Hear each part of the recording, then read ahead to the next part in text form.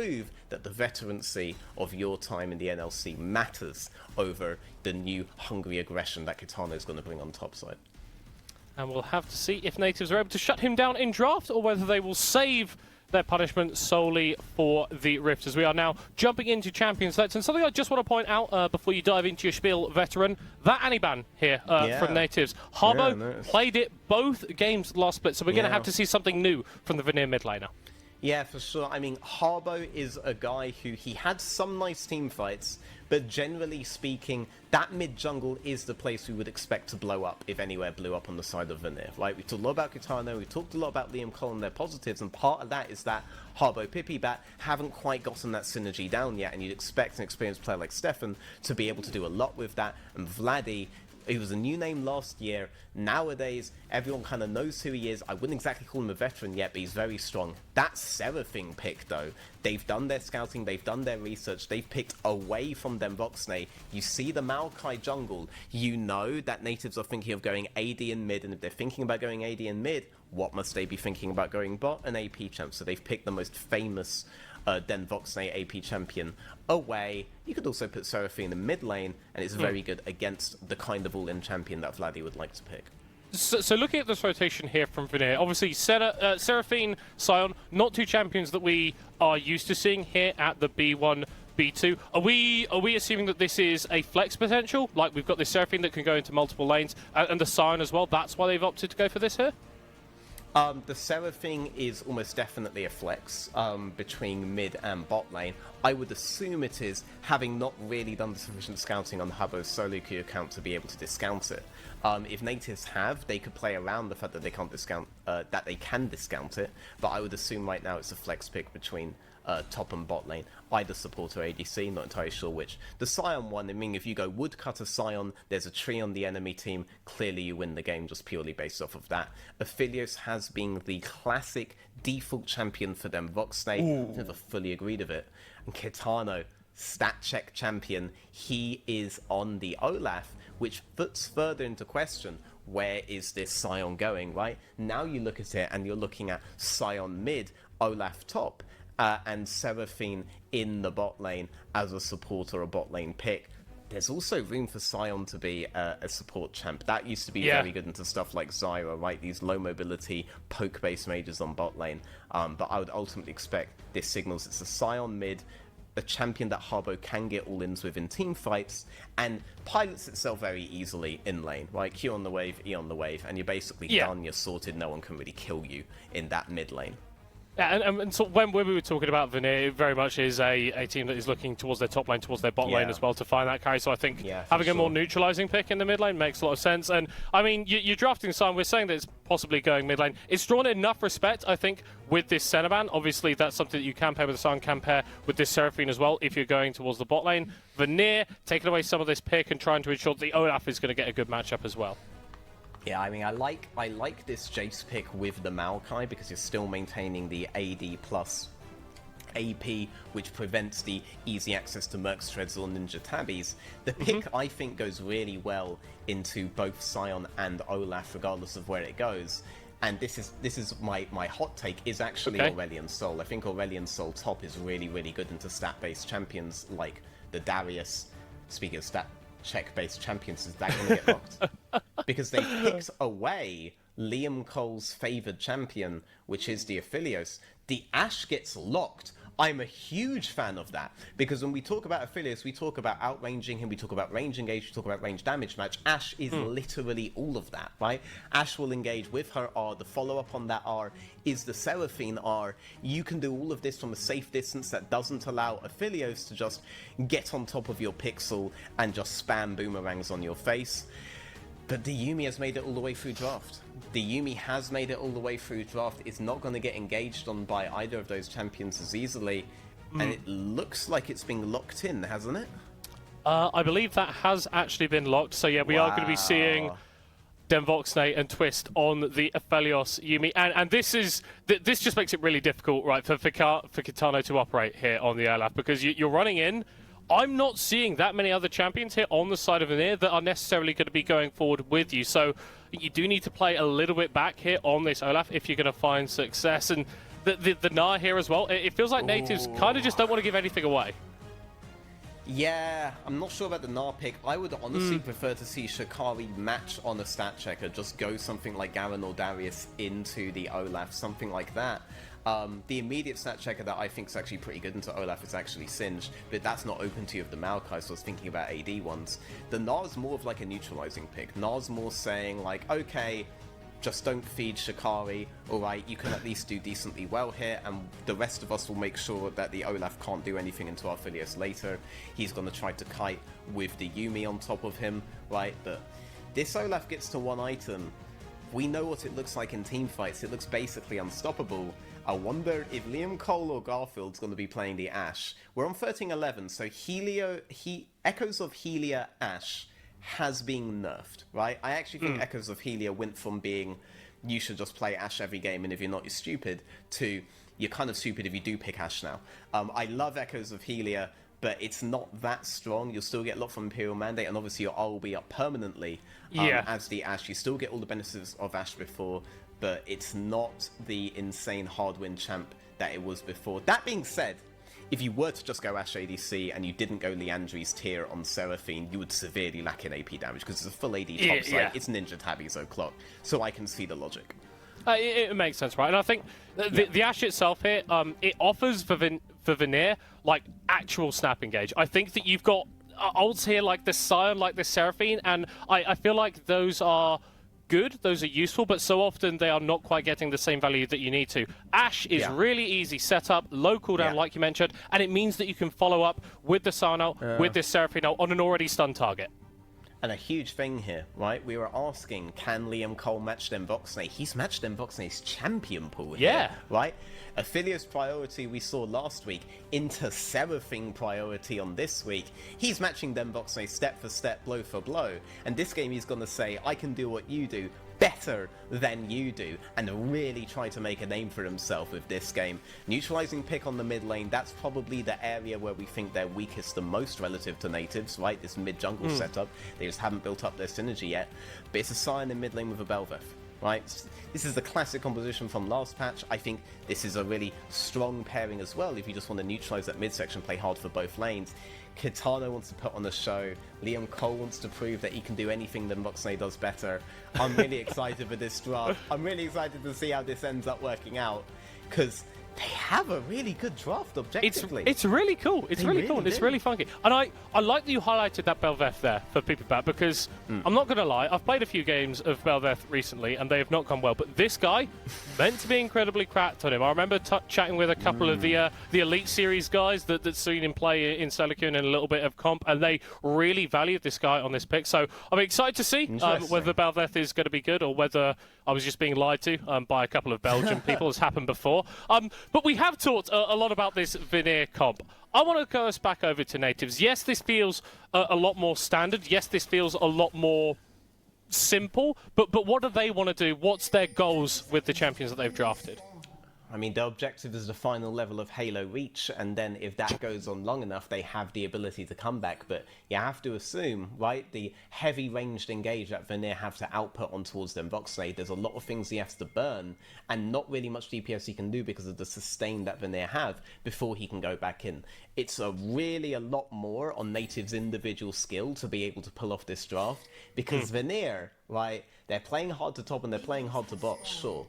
Right, honestly, looking at this comp, they're just playing super hard to top, let's be real, right? They have a really telegraphed way that they want to play the game early, and when it comes to team fights, yeah, Olaf, just press R and run in, alright, Ashe press R, Seraphine press R, Scion press R, everyone rolls in, and then Belveth just resets on top of every single one of you, alright? Becomes that weird squiggly thing that looks like a stingray. Like, what is it? Is this some lore thing it is? I think it's meant to be like a stingray sort of thing. I don't know. I don't know what the void equivalent of a stingray is, but I'm not the play-by-play, so I need to know the names. You know, I don't know most of the abilities in game. I didn't realise that it was a requirement of play-by-plays to be able to identify animals. That was not in the handbook that they gave me. You have to know the lore, you have to know the ability names, you have to know the lore again because they updated it since you finally cracked the last one, right?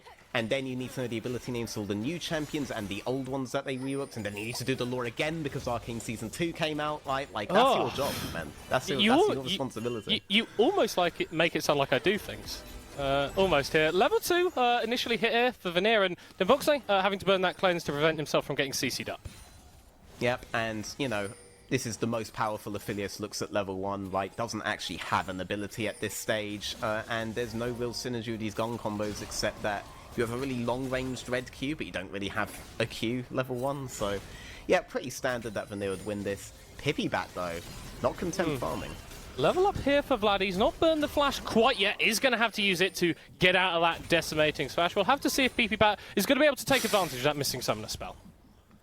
Yep, Stefan's fully reset his bot side and knows for a fact that Pipibat did his top side. Pipibat actually started in Stefan's jungle level 1 off of that invade of Olaf. Olaf of Conqueror, you don't want to mess with that. You don't win that 2v2 top side early, so it was right by Nativz to just switch for bot there. But Stefan, he wants to, on this bounce back on bot lane, make hard plays into Pipibat's jungle, and it's going to be much harder for Vanir to do a play on it without losing minions than it will be for Nativz to make a play on it. You can see there the shove secured by DV and Twist, giving them priority, allowing them to move into that jungle and help out Stefan should he need it. But Pipibat recognizing that that's the state of play and is just going to be clearing through that top side now, making his way towards that scuttler. So, I guess for Nativz, coming out of this bot lane, what are the goals for Voxley and Twist? Because we often talk about Aphelios being a champion that can scale, but Seraphine also got strong scaling in her kit as well. Is there a specific break point where you'd be happy with these two champions going even? I mean, I do think you want to split in favor of them, Voxley, right? I think both teams are getting the kind of map split that they want. Pipibat is playing around the Olaf, that really needs to accelerate early. And honestly, Aphelios, yes, the level 1 is not that clean, but every level after that is pain. Right now, if your jungler was to gank, you have the absolute best guns to gank with. Otherwise, you end up with a damage set after this. Otherwise, you end up with a teamfight set after this.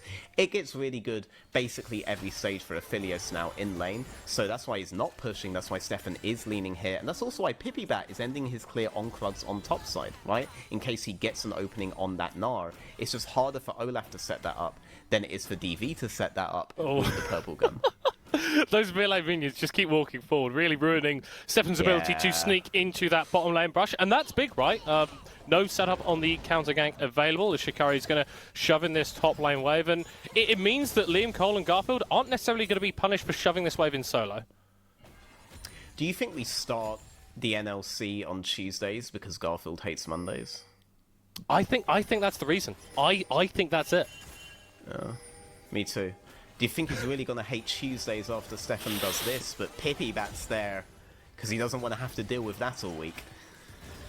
Ooh, that Hawkshot not actually going to spot out the Maokai. I think that ward in River should be able to. So it's a couple times that Stefan's actually made his way towards his bot side, not been able to find a gank, and Vanir desperately just trying to break this freeze, prevent Voxley from keeping those three range creeps outside the tower, but Garfield needs to be careful. Those Yumi Qs are starting to hurt a little bit. I don't think they win a 3v3, but they do have the choice just not to 3v3 now.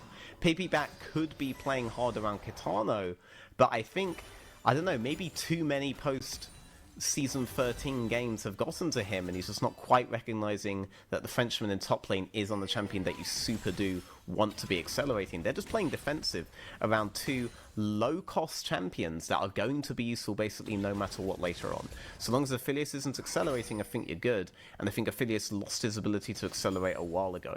So I think maybe at this point you would be looking to do something with that top wave there. Instead, Stefan is the guy who's there, and Pipibat is stuck bot side, so Gnar is going to be able to get a better state for himself, and Gnar's going to be able to not get dived on top lane. I think Nativz feel much more comfortable about this setup, even though they don't get Aphelios steamrolling ahead. Well, you don't get the Aphelios steamrolling ahead, but the Olaf has not got any kills. And the longer that the Olaf goes without getting a kill, the worse it is, because this champion doesn't succeed if he isn't fed. Yeah, I mean, he's a Viking, right? These guys, they couldn't stop themselves just pillaging every single part of Europe because they needed it, and they were very powerful with it. And Harbo, though, coming in! Jump onto Vox. They still has the flash to get away. Ooh. Just about going to be able to use it at the end. Harbo not taken down by the tower. Close. a venture into the bot lane that doesn't net any kills. So close on either side, and they committed so many resources to that. They do get... That doesn't even really freeze, by the way. That's like completely fake. That doesn't really freeze at all. Yeah, they don't get a good lane state for themselves on bot lane. Jace is just getting loads of plates on mid lane, and Olaf is just relegated to chilling on top side. Guys, like, I want to see Kitano in a fight here, you know? This Olaf, he wants it. Look at those axes. He's coated them with the theoretical blood of enemies. Stop the theory. Make it a reality. I love the idea of a Viking Marauder who's just like there in VR or something, and he's like swishing the axes, and he takes off the headset. He's like, hold on, this was, what? This is so underwhelming. Yeah, he's like, yes, guys, I really hope my Seraphine is getting fed. In fairness, the Olaf on one item is going to be beast mode no matter what. Yeah. So there is some utility Seraphine could be able to give. You're seeing that Lost Chapter coming out on bot lane, clearly. Ooh, Pipibat is recognizing there's a potential win con, but Shikari is on a good wave. It's up to Shikari if Pipibat gets an option here. He's not giving it. Just a little bit too far away, I guess, from Kitano's engage rate, really. But, I mean, it's Shikari, right? How many times has a jungler come into his lane and gone, actually, no, I can't get anything here? Rift Herald's still going to be great for Vanir, though, because of that pressure, that gank in the top side. And it looked like there was an attempt at a bot lane play here coming out from Nativz that didn't really work out. Well, I'm not sure if getting 2 plates on them Voxnay counters not working out. I think that was really good for them. Even if it's not an acceleration play. Okay. Nice. It's close, it's close, it's close. Yeah, another plate for Den Voxnay. Slowly scaling up on the Aphelios here, really building up. Oh, a first blood! Yeah. I think they heard you saying it didn't work out, and they showed you what you wanted to see, which was blood, right? Yes. And Pipibat again. Not top lane on the correct wave. He'd have to be there 2 waves later if he wanted a proper dive, or a wave earlier if he wanted a gank. Whereas Stefan, he's bot lane at the perfect time. He was top lane at the perfect time beforehand. He was being bot lane at the perfect time before that. Pipibat might be too little too late, but there's no mana. Yeah, there's no mana for Den Voxnay, and that's going to be a kill. That's a reset for Pipibat. Not sure if he's going to be able to get any further assassinations off of that, but hey, something for Vanir. Yeah, I mean, Pipibat, he heard my criticisms. He was like, okay, but what you're not seeing is that then Voxnay is messing up by greeding for too many plates. He's messing up on the timers here. I am going to get him before he's able to group up with Stefan, before he's able to get his recall secured. And he did so. Garfield there, on very low HP, was also able to secure freeze for Seraphine. They're going to try to make Aphelios suffer, going to try to get Seraphine somewhat back into the game, but ultimately, it's the kill on Pipibat.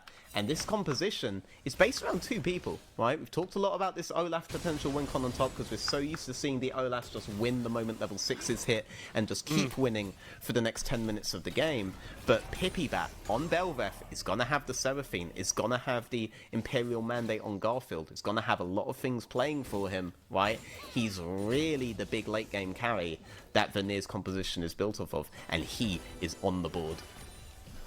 Doing well for himself as Stefan trying to grab a little bit of KP for the Maokai. Garfield, Liam Cole under threat. Seraphine rooted, comes through with the encore, but it is cleansed away by Den Voxnay, who'll get fed his 2nd kill of the game. Nativz know where the carry's going to come from. Yeah, Pipibat looking to do something though. He's just jumped over the wall on top side, and they've done a ping on that tower on top side there. So it looks like he's going to try to steal away a camp and he's got over the wall. No, he's going for a gamp. Oh Straight my god! Over the wall, Shikari not quite able to slow him down there. Is going to get knocked up, but is able to hop himself away. I like that Vanir is starting to show a little bit more presence towards this top side.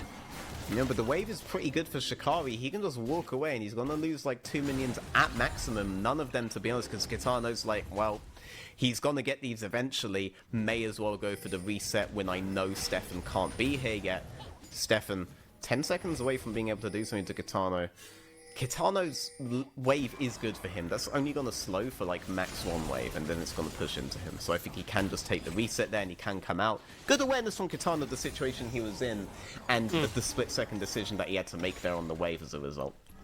Yeah, but I like the way that we have had this game state sort of play out, because whilst it hasn't been super high kills, you can kind of see just looking at the gold that Nativz have been able to edge ahead in these very sort of small scenarios. It's 2 kills to 1, but they're the team with the 2k gold lead, and they're the team with the first rake as well. They are the team with the first strike. They are the team with the kills on bot lane. But I think the best way to put it is they are the team that is getting their win conditions sorted in the game. Pipibat's being aggressive, but he's got 1 kill on himself. No lead on the Olaf whatsoever to speak of. Even when Olaf collects all of these, he's still going to be waves behind. Not looking that good on Vanir, but still, I feel like their composition is really easy to execute on one item. So we could just be looking at a mid-game skirmish for Vanir to start snowballing. Looking for it there as Pipibat is going to take an accelerated shock blast to the face. And some of the Rift Herald Vanir probably not going to be looking for a dive with this, just trying to get a couple of plates on their Belveth. Stefan needs to be careful here. He's going to be able to get out there. Drops the Nature's Grasp. I'm not sure that's going to result in any kills, but Vanir able to grab a little bit more gold for themselves. A little bit more gold for themselves, but we would like to see a lot more than a little. It's not like they're in a position where a frozen game state's going to win the whole thing. Then Voxnay really wants these last 2 plates. We are only 50 seconds away. Stefan isn't quite there. Ashe misses! I don't know, man. DV's got that schmoop. What are you talking about, bro? True. That was literally space gliding, by the way. When you red Q like that, you're literally gliding. It does feel very, very fun when you're just like there and the autos are sort of coming out of you. You're not really having to do anything. But if one of those Ashe arrows hits as the game gets a little bit later, it can be disastrous, especially if then Voxnay doesn't have that cleanse available. Yeah, Pipibat had to stay there for a bit before resetting in case Stefan decides to peel off of bot side camps and make an aggressive play there. He knew the risk, but now plates are down. Right? It's not as big a deal if he starts getting free damage on the tower. Yes, you could take a tower, but you're kind of already accepting that might happen. But look at the plate separation from all of these guys, right? I think Vladdy was able to get plates on bot. Sion was able to get some in return off of the Herald that was dropped there on mid lane, and that was shared gold between Pipibat and Sion, but then Voxnay really cleaned up on those early plates. As Drake is going to be hitting the Rift there. Neither team really with too much focus towards it. I think mid lane, where the lion's share of the aggression is going to be, as Shikari going to be targeted. Pipibat not quite finding him with the knock-up, and Nativz able to withstand the attempt at aggression in the mid lane. Yep, and this does get Vanir. This does get Vanir priority and a flash on Vladdy. That's not going to be up again until 1945. And they're going to get this Herald. This is a big deal for them because they're going to be losing bot lane tower. They're going to be behind on tempo 100%. And because they already dropped the first Herald in mid, that mid is incredibly vulnerable. If they get another play like that with Vladdy on no flash, they're able to break mid tower and they're able to force tempo back in their favor. If they're only going to play side lanes from now on, Nativz will win at every point. So you want to be able to push through this mid section and prevent Nativz from being able to play side lanes hard at all. Vanir, though, looking to put their attention towards the top lane. Pipibat summoning that Herald. Shikari just trying to gain enough fury to go Mega. He's doing a pretty damn good job of it, and Kitana is having to run away. Megadot back onto 2, flashes back away from Garfield, but he's already going to drop down. Vanir finally going to be able to opt back into this, but the flash away from Kitana is going to be punished by a kill from Shikari. Vladdy will give one over, but Nativ's going to be so happy with what the scoreboard looks like now. For sure, for sure. It's very interesting that they decided to take this route because now Nativz are trading hard for the mid lane tower. And this means that even if you just manage to get tempo back on by making the side lane play here, you've lost it entirely by making the play on mid. You can't extend play here because they took mid. They took mid, they have a short route to go and contest you. Pipibat's on the run. He takes the tower. I think he has somewhat admitted his fate right now. And you know what? For a Sion, first death 16 minutes in, it's not as bad as it could be. I mean, not as good as it could be. I'm sorry, did you not watch the Boss's Guide all the way through? Come on, man.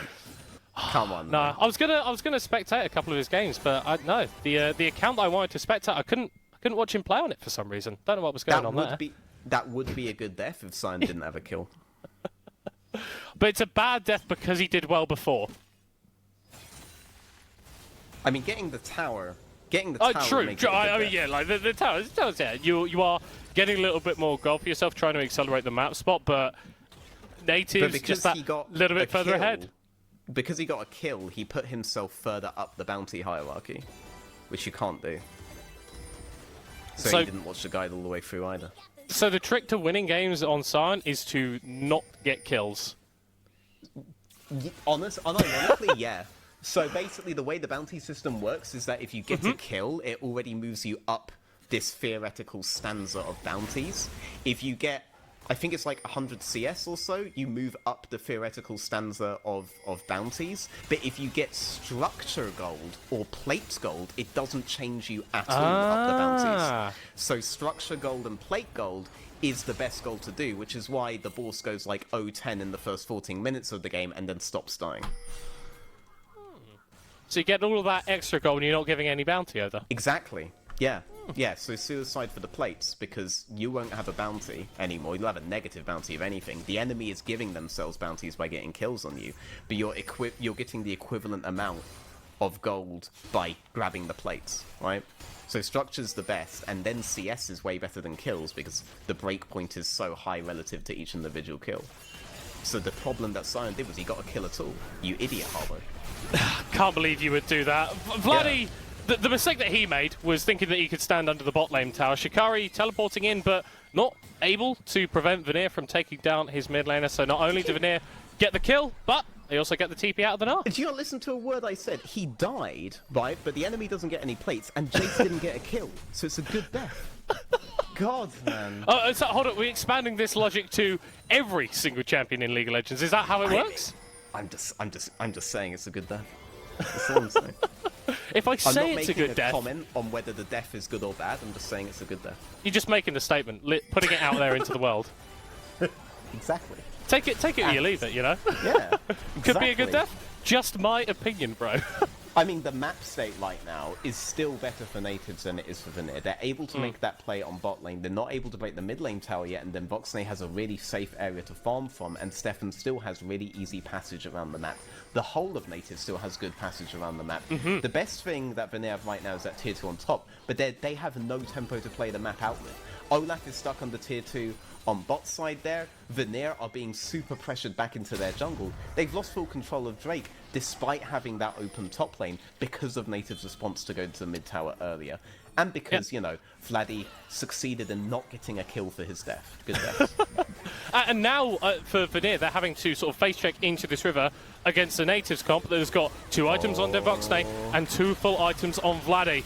Chanting Crystal Arrow going to connect onto the Maokai, not necessarily the priority target, as here comes Harbo diving into the backline, but not able to get a stun. Nativz successfully disengaged, but here it comes again, a double kill for Vladdy, and they are truly wiping the floor with Vanir. Garfield and Liam Cole, the bot lane of Vanir, the only ones left alive as flashes away, but they are futile. Vladdy on a killing spree. Wow, we talked about the ease with which Vanir could potentially use their composition in the mid-game, and here you see the Sion goes in, misses, right? And then the Seraphine ult goes in on their Voxnay, is immediately cleansed. The Asher are basically nowhere to be found on the primary carries of Nativz. And then Voxnay able to clean house in the fight. Vladdy able to just one-shot because Jace hasn't required skill since Season 4. Kills Ashe from 2 screens away. Like he's AP Cogmore or something.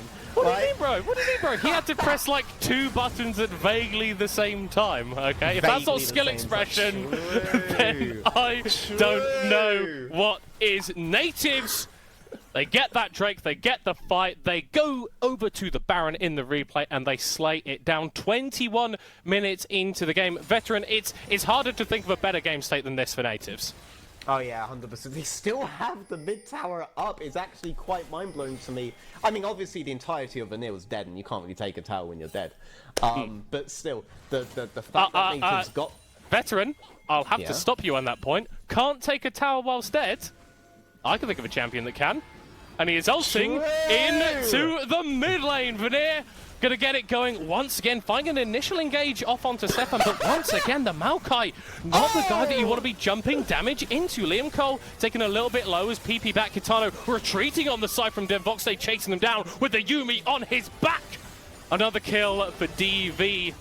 The Danish Guma Yushi, double knock up from Harbo, but The rest of Vanir not really in a position where they can back him up with any damage, and you can see how difficult it is for Vanir to get on top of the Aphelios. I'm not gonna comment on the Gumayushi comparison. Harbo getting a little bit outplayed mechanically by Stefan there when he did the Q. Stefan literally W'd untargeted on top of Harbo and was able to disrupt him on the other side.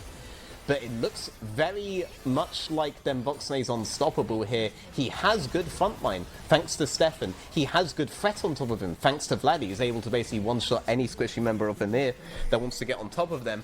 It's all about Harbo. And whether Harbo can create enough disruption, the arrows coming in, it gets Vladdy this insta-cleansed. Oh, double root there. Voxnay's locked up his chance. He's going to get shut down. Guitardo super happy with that kill, but is he going to be able to get any more? No. One more, a double for the Olaf, but that'll be it for him. The rest of Vanir here to clean it up. And Nativz, they overstep, and Vanir take 4 off the board.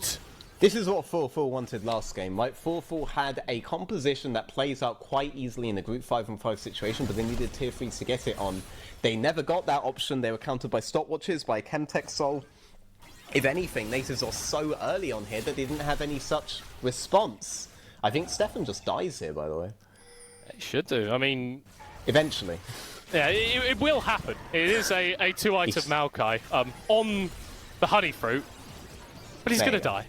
PP Bat with a kill for himself. And hey, actually, this Belveth, this Olaf, now, after that team fight, getting closer to a couple of items. And if Vanir can find another one of those engagements, then they're denying stuff like Infernal Soul, you're denying stuff like Baron. And even though you've been down this entire game, it feels like there's still a path for you back into it. Yeah, I mean, their composition feels really good in 5-on-5. The difference between this game and last game is I don't feel like their composition scales infinitely, like the Jinx Victor composition theoretically did. There was no combination that made up for the range discrepancy, right? There was only gameplay and stopwatches, apparently, and Chemtech Soul, and like a lot of things that God kind of had to give you at a point, right? With Vanir, there doesn't seem to be such a path. But if they do catch out Nativz on mistakes that Nativz makes, like Jace moving up here as an individual and hitting the wave and none of his team is on the map. Okay, so many dashes from PP Bat, the charge from Harbo, but he's gone too far. And with the ultimates committed from Vanir, they've got nothing to save them from the re-engage from Nativz. Liam Cole, wow. Decent encore, gets one, but you're going backwards the entire time, and that's not the direction that Vanir want to be going. Yeah, all the engage ultimates are down on Vanir. Only Pippi Bat has... I was calling Pippi Banan. Almost Pippi Bat has the ultimate left. Oh no! Least fed Jace. Oh, it's really, really unpleasant. Yeah, it is, no? And that's also... The guy who just one-shot is the guy that you're relying on to sustain through the poke. Like... Not sure he's going to be able to. I like this from Pippi Bat though, trying to cut the wave and buy his team a little bit more time. But it really just feels like it's time for nowhere right now. Pippi Bat is running towards a Drake that he will not be able to take. If he can buy 10 more seconds, maybe Liam Cole can use Unleashed TP to contest. But they do need to contest this Infernal. Problem is, Nativ's composition kind of deletes this thing. And by composition, I mean Aphelios just kind of deletes this thing. Vladdy's found Pippi Bat. Yeah, and you can see the idea, right? Try and sneak into the pit, get a seal, deny the soul, but Nativz wise to the play, not going to let it happen. And now with the Infernal Soul at their backs, TP's into the bot lane looking for one last shove to put themselves beyond doubt ahead in this game. Yep, it's unlikely that you're going to need that teleport again. If they get another fight and they're unable to end, they just get the Baron anyway, but I don't see any real configuration where that's true. Harbo looking for another engage, but so far every time he's done that, he's just found himself alone in the middle of 4 people, getting melted by them Buxy and this Aphelios. Look at the tank shred that this guy has in his build right now, with a Yuumi keeping him alive, and the rest of his squishy teammates, they find that Vladdy on Jace might be a bit too powerful. Stefan interrupting the attempted engage from Harbo's Pippi Bat. He's going for absolutely everything, but he finds absolutely nothing. Voxnay with another cleanse away, able to rain down damage, and it's Vladdy with a double for himself. Nativz stomping their authority on Vanir as their mid laner will secure themselves a triple kill. And whilst they may have fallen to Verdun in Game 2 last week, they are right back to winning ways as Nativz take out Vanir. Vanir had the simpler draft, but Nativz are the ones who